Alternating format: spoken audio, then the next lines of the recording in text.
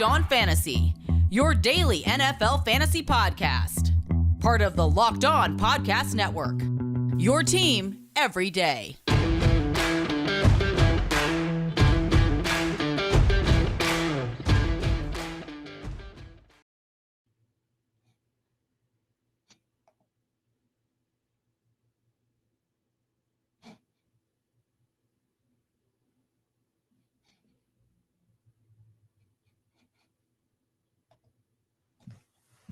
Welcome into Locked On Dynasty Football Podcast, everybody. I am Kate Magdziuk.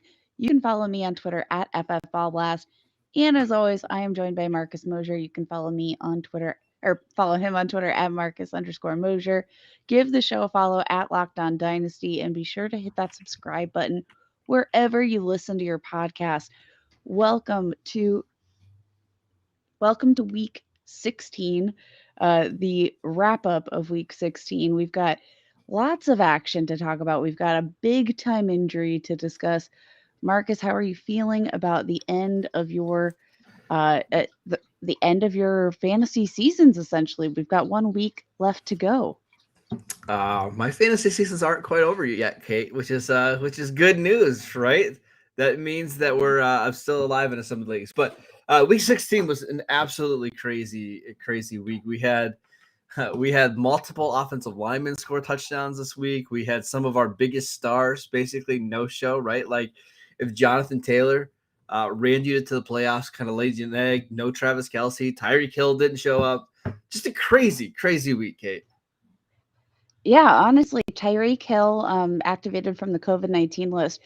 His activation probably hurt you more than it helped you, because you might have started somebody else in his spot that would have scored buku more fantasy points. But we still got Monday Night Football. Not sure how many fantasy points will be scored here. We've got Alvin Kamara on the slate. We've got Ian Book as the starting quarterback for the New Orleans Saints. I don't know what we have in store for Monday Night Football, but I think it's going to be an interesting game, to say the least. I feel like first off today, we have to talk about the most devastating injury of Week 16 here. James Robinson tore his Achilles. We all sort of, it was pretty much immediately announced. They knew it. This is a huge loss. James Robinson has been such a absolute superstar, and this torn Achilles really paves the way for Travis Etienne.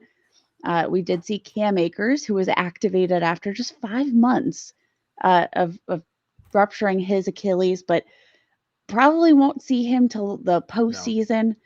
But I mean, gosh, you have to think that this is not good for his long-term prospects with the team, especially considering a new regime coming in. No bueno. Yeah, this is really unfortunate. And this is the absolute worst kind of injury to have late in the season, too, if you're a running back, because we haven't really seen, Kate, a lot of success from the running back position for guys that tear their Achilles in general. And now you're talking about somebody who tears it in, December 26th. I think it would be highly unlikely that he misses all training camp next year, all the preseason, and probably the first 6 games of the season. Like I think we're going to see him on the PUP list.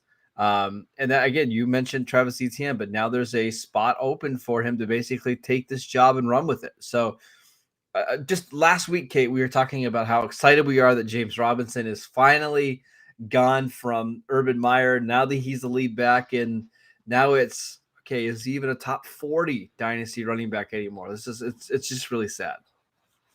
It is really sad. And part of this comes from just lack of draft capital. Obviously, he's proven that that's not an issue on the field, but we just know time and time again that it does become an issue when you're trying to earn some of these coveted roster spots, especially when you're coming off such a significant injury. Now, in terms of the rehab process, you have to be encouraged.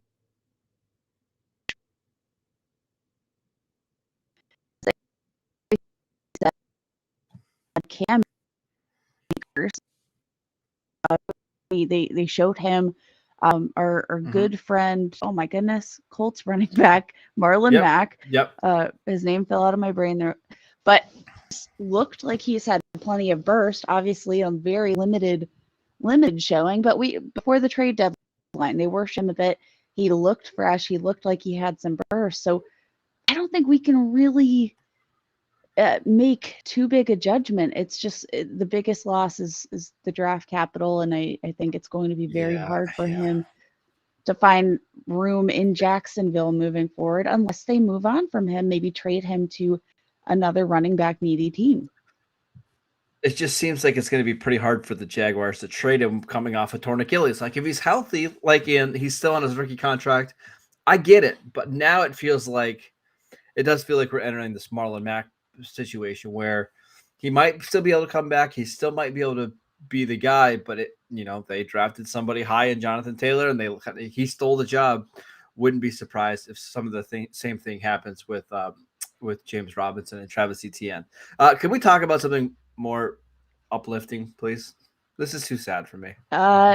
Well, yeah, let's get into Cam Akers and that news a little bit. Yeah. I do, obviously, so I guess the activation of Cam Akers was more for a pension reason. They needed to activate him at least for 3 games of the regular season, I think, to gain a year credit towards pension. So good on the Rams for doing that. But it does sound like we're going to see him in the postseason. As I said, looks great.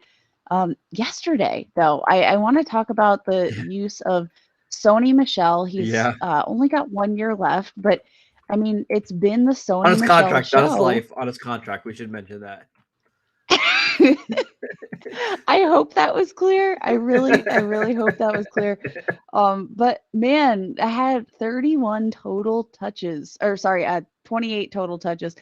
20 or 31 opportunities here in week 16, has done really well. He's looked like a whole new running back with the Rams. So what would you expect them to make an effort to re-sign Sony Michelle? Do you think he moves on? Because I think Sony Michelle is probably the biggest barrier or the biggest question mark there, because Darrell Henderson came in for one run yesterday, looked great on that snap, but guess what, lo and behold, sprained his knee just after one touch. He can't stay healthy, so I can't project him as a big part of this team moving forward, because every time he touches the ball, good things happen on the field, but bad things happen to his body. So they need to make some contingency plans, and I think they need to consider keeping Sony Michelle around for another couple of years to keep Cam Akers fresh and just keep running the ball. Yeah, Sony Michelle in his last 4 games, 423 rushing yards, 2 touchdowns, 6 receptions for 35 yards. You wish you got a little bit more work in the passing game, even if it's only 2 or 3 catches a game, but still, you're basically getting 110 yards every single week from Sony Michelle. To me, Kate, the more impressive thing is the carries, right? He's averaging 22 and a half carries a game over the last month. He's basically become the lead guy there. Like it's pretty clear that going forward, Sony Michelle is going to be the back there. He played 81% of the snaps yesterday, 85% of the running back snaps. And he got every single carry inside of the 10-yard line. So, yeah, I think Sony Michelle, the rest of the season, is a borderline RB1. I think if they bring him back next year, we're talking about him as a rock-solid RB2, and that's pretty crazy considering all of the other draft capital the Rams have spent on running back. Cam Akers, Darrell Henderson, Jake Funk even. It's been pretty crazy. We should tell you guys about Built Bar because Built Bar helped us through the holiday season, because my goodness, there was some ugly games on Sunday that we had to watch. But this holiday season, grab the protein bar that tastes just like a candy bar, or even better than a candy bar, Built Bar, filled with so much holiday goodness, rich with decadent flavor, covered in chocolate, but amazingly low in calories, sugar, net carbs, and fat, but high in protein. You get the best of both worlds, delicious and healthy. So many flavors. You'll have a hard time choosing. Will you have raspberry or mint brownie chocolate, double chocolate, cherry, cookies and cream, peanut butter brownie, or any other one of their fantastic Built bars? Go to built.com and use promo code LOCK15 and you'll get 15% off your next order. Use promo code LOCK15 for 15% off your next order.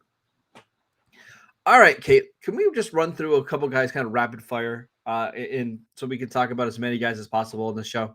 Does that work? Absolutely. Let's do it. Okay. Nick Chubb, 17 carries, 126 yards and a touchdown on the ground. Also added in 3 for 58 as a receiver. He's back to being an RB1, right? Locked and loaded. And this week, my oh my, get the Pittsburgh Steelers. He's going to run for 7 million yards and 17 touchdowns. My estimate. Chase Edmonds, no James Conner in week 16, so Edmonds became the lead guy there. 16 carries for 56 yards and a touchone. Okay, that's not great average. The receiving work. Oh the my receiving, goodness. 8 for 71. Fantastic. I think if Connor's out of the lineup, I still think Chase Edmonds is the default receiving back. Give me all of the Chase Edmonds. Let me give you a name. T. Higgins. T. freaking Higgins. Like 1A, 1B wide receiver 1 with the Cincinnati Bengals. 12 for 194 receiving yards, 2 touchdowns. I mean, just absolutely dominated this season. And you know what? He's come on so strong. He was injured in the beginning of the season, but he's had over 114 receiving yards in 4 of the last 5 games. Wow. He's good.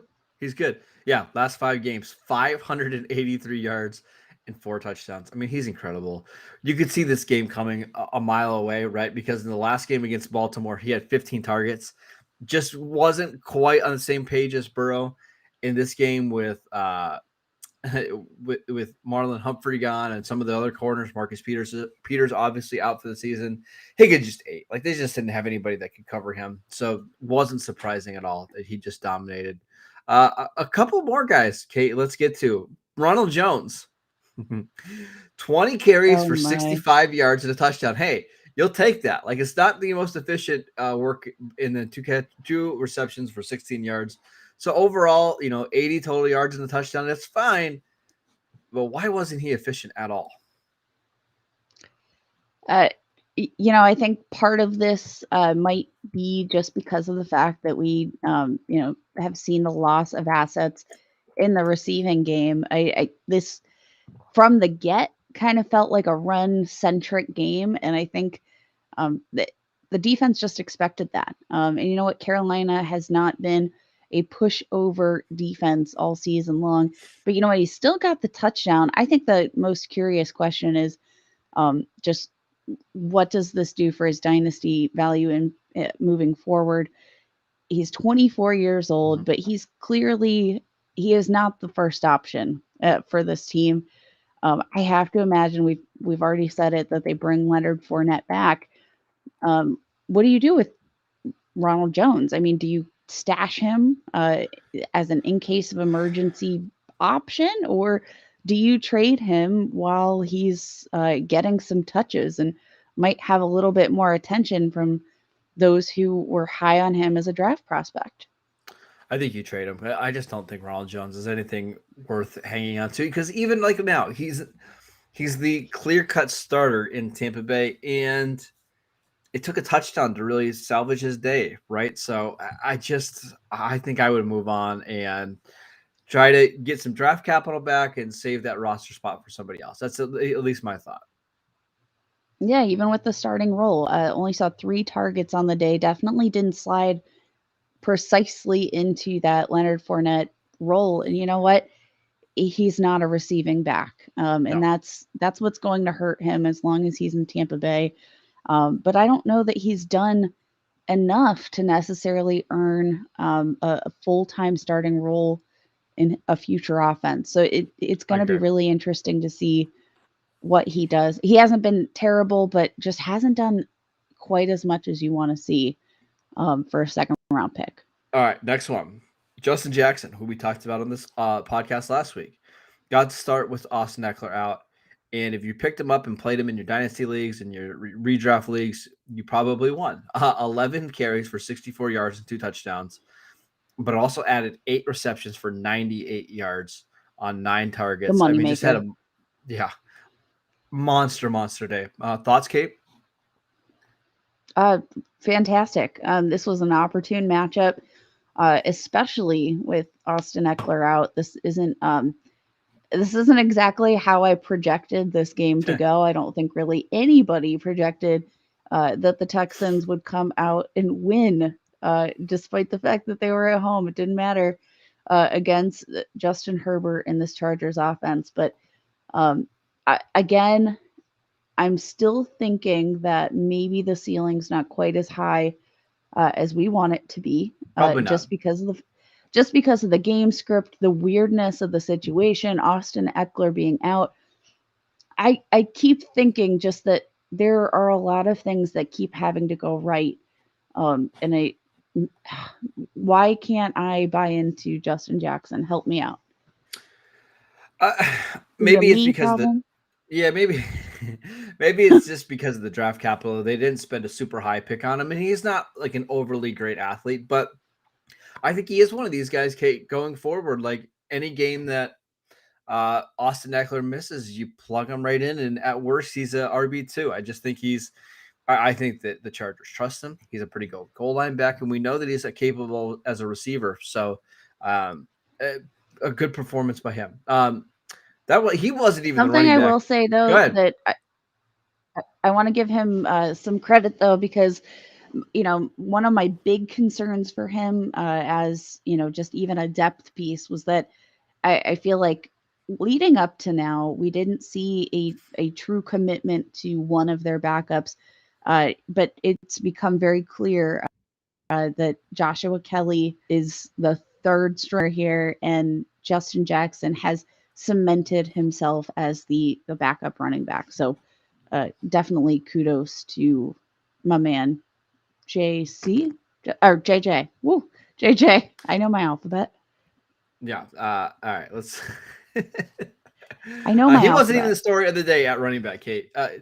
Rex Burkhead, 22 carries for 149 yards and 2 touchdowns for the Texans as they upset the Chargers in Houston. Any fantasy value for Burkhead going forward? I mean, honestly, so Burkhead, another guy coming off injury, but I think he has been an interesting play. I'll say that. He's been getting the volume. There. I think he has established himself as their lead back for the time being. But I mean, the Chargers have been a team that have been getting gashed all season on the ground. I think again, this was an opportune matchup, opportune game script. I'm not sure that I buy into Rex Burkhead as a consistent starter, but you got to give the man kudos. He's 31 years old and still absolutely crushing it. But I'm going to sell high on Rex Burkhead if I can return some value here. Last one that I wanted to mention is just Josh Jacobs, 27 carries for 129 yards. Did catch 1 pass for -5 yards, but he ran well. He did have a fumble in this game. How are we valuing Josh Jacobs going forward? Because I think, a couple of years ago, maybe he was inside the top 12 at running back, but this is only his second 100-yard game of the season. What are just your general thoughts on Josh Jacobs? I'm really struggling with Josh Jacobs. I will say he got off to a hotter start in the beginning of the season, had some more consistent touchdowns, and he's even been utilized a little bit more in the receiving game this year, especially with the loss of Henry Ruggs, with Darren Waller out. We've seen him get more opportunities, but he has yet to exceed 1,000 yards from scrimmage so far in the season. He's been a volume-based play. He has not been efficient. If I can sell him based on the notion that he is a volume-based running back, because I do think they are going to ride him out for the length of his rookie contract. If I can load him off my plate, I absolutely will after a 100 rushing yard performance. Yeah, I think that's the right call. And we saw even like when Kenyon Drake was on this team earlier in the season, like they like to split the work. So I don't know if it's ever going to be like this again where he's the only one getting, this many touches. He's getting 25 touches a game. It just seems pretty unlikely. All right, let's take one more quick break to tell you guys about BetOnline. BetOnline has you covered this holiday season with more props, odds, and lines than ever before as football continues its march to the College Bowl season and the Pro Football Playoffs. BetOnline remains your number one spot for all the sports action this season. Head to the website or use your mobile device to sign up today and receive your 50% welcome bonus on your first deposit. Just use promo code LOCKEDON to receive your bonus from basketball, football, NHL, boxing, and UFC right to your favorite Vegas casino games. Don't wait to take advantage of all the amazing offers for the 2021 season.